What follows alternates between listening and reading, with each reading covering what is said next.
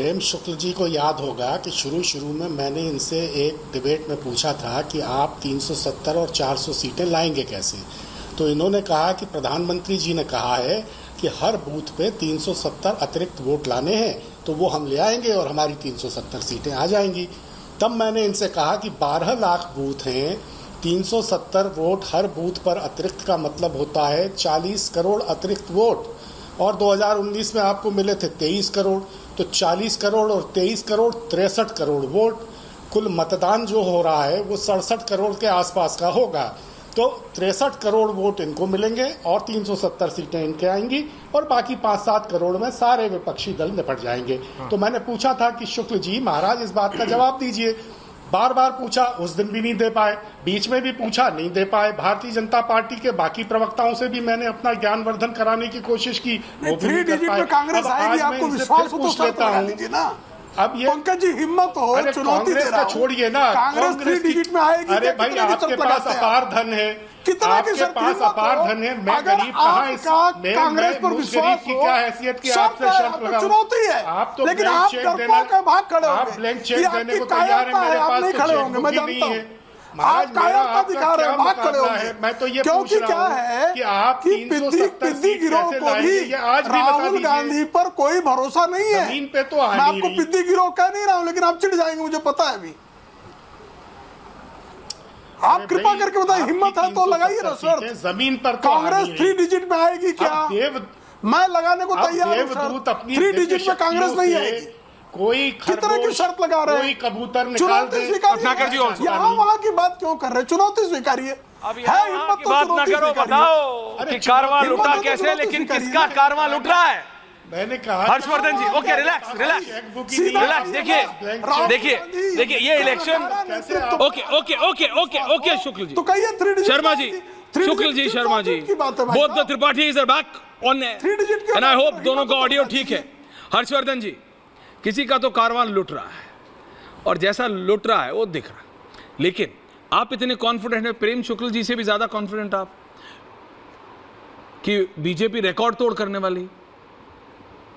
देखिए कुछ तो आप जमीन पे जाते हैं, लोगों से बात करते हैं। पार्टी जी से तो हम लोग अक्सर मिलते रहते हैं चर्चाओं में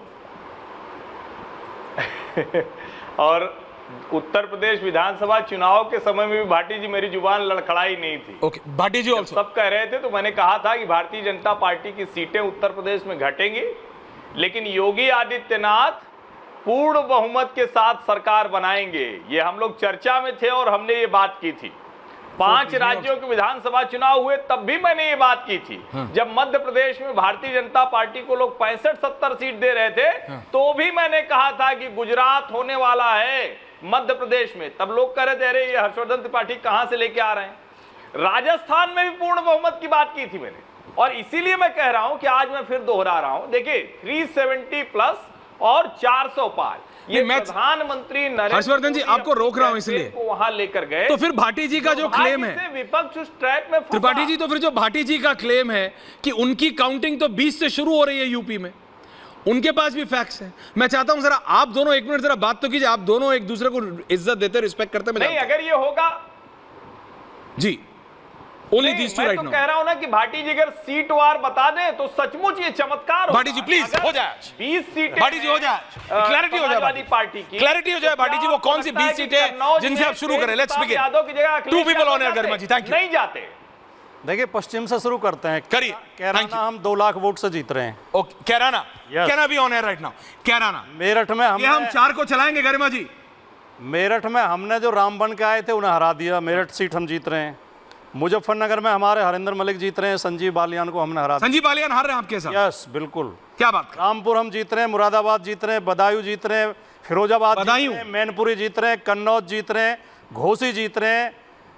हम जो है अनुराग भदौरिया वाली बात नहीं करना, जिनमें परसों मतदान होना है उनमें से ज्यादातर सीटें हम जीत रहे हैं, और जो पिछले चरण में हुआ उनमें से आधी से ज्यादा हम सीटें जीत रहे हैं। अब ये तो फिर अनुराग भदौरिया वाली बात हो गई ना कि आने वाली सारी जीत रहे हैं, बाकी जो गई उसमें से आधी जीत रहे हैं। नहीं और क्या आप जो 14 सीटों पे बदायूं की बात करें, जो 14 सीटों बदायूं की बात करें, बदायूं से शिवपाल जी के सुपुत्र है ना, बदायूं से शिवपाल जी के सुपुत्र है ना, अभिषेक है ना, हाँ जी बताइए। 5वें चरण में जिन 14 सीटों पर मतदान हुआ है, हाँ। बीजेपी 4 मुश्किल से जीत पाएगी, 10 हम जीत रहे हैं। हर्षवर्धन जी और कांग्रेस। हर्षवर्धन जी क्रिस्प काउंटर, उसके बाद त्रिपाठी जी को ले आइए और विनीत को भी। देखिए प्रेम जी को लाइए, प्रेम जी को भी। Thank you. देखिए मैं भाटी जी का बड़ा सम्मान करता हूं। देखिए समाजवादी पार्टी में गिने चुने जमीनी नेता बचे हुए हैं और उसमें से है एक इन्होंने जिस सीट पर ये हैं उस सीट का नाम ही नहीं लिया। समझिए इसको, इन्होंने उस सीट का नाम नहीं लिया भाटी जी जहां इंटरेस्टिंग। और जिस मुजफ्फरनगर की बात कर रहे हैं, जब अजीत सिंह चौधरी अजीत सिंह नहीं हरा पाए संजीव बालियान को, तो आज हरेंद्र मलिक हरा लेंगे, ये असंभव है। भारत रत्न चौधरी चरण सिंह के बाद राजनीति में असंभव ही संभव होता है। ये तो है, ये मैं मानता हूं, ये मैं मानता हूं। किया है, ये वाला डायलॉग जानना चाहिए। लेकिन हर्षवर्धन जी ये वाला इनका डायलॉग सही है। मैनपुरी और कन्नौज जी, मैनपुरी कन्नौज, हाँ नहीं प्लीज प्लीज आप कंप्लीट कीजिए। मैनपुरी और कन्नौज निश्चित तौर पर समाजवादी पार्टी को अपर हैंड है, निश्चित तौर पर, इसमें कोई कहने की बात नहीं है। कन्नौज आए ही अखिलेश यादव थे क्योंकि समाजवादी पार्टी हार रही थी, तेज प्रताप यादव लड़ते थे। अखिलेश यादव के आने से वहां लड़ाई बन गई है और भाटी जी भी 20 सीट नहीं गिना पाए। आप कमाल की बात देखिए, 20 सीट नहीं गिना पाए। आपकी डिबेट में आप इसको फिर से दर्शक देखेंगे तो उनको समझ में आएगा।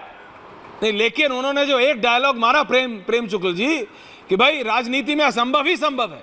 त्रिपाठी जी आ रहा हूं। चमत्कार होते रहते हैं त्रिपाठी जी। हर चमत्कार को हमेशा नमस्कार है, लेकिन हाँ देखिए प्रेम शुक्ल को संभव करने का विनीत जी आ रहा हूं उसके बाद दोबारा। नहीं, देखिए ऐश्वर्य जी, हाँ। असंभव को संभव करने वाले महानायक का नाम नरेंद्र मोदी है। जब भारतीय जनता पार्टी को 182 से अधिक सीटें नहीं कही जाती थी, तब वो 282 ले आए।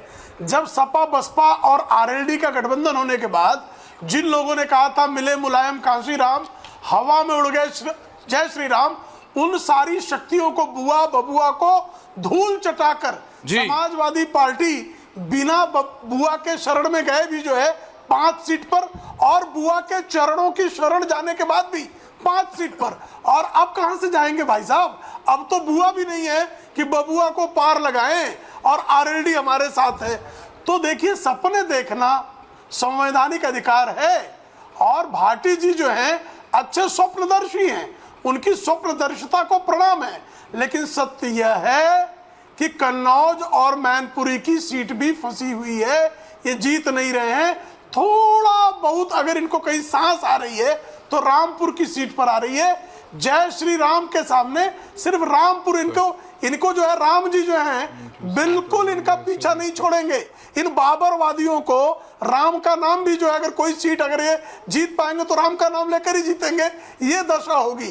तो ये जो है प्रभु रामचंद्र जी ने बाबरवादियों को जिस तरह का राम भक्तों का अभिशाप है, उसके कारण जो है ये 5 सीट जो है 2014 में, 5 सीट 2019 में, और इस बार 5 भी जीतेंगे क्या, इसके भी कोई ठिकाना मैं आपको बता रहा हूं अभी क्या हुआ है।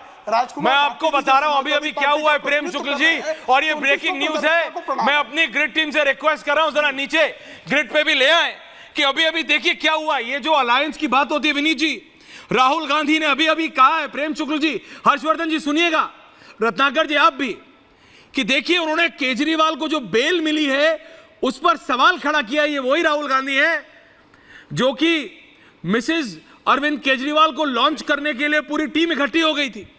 वो कह रहे हैं कि he has got bail because he is upper caste and not tribal, whereas Hemant Soren has been denied because he is a tribal.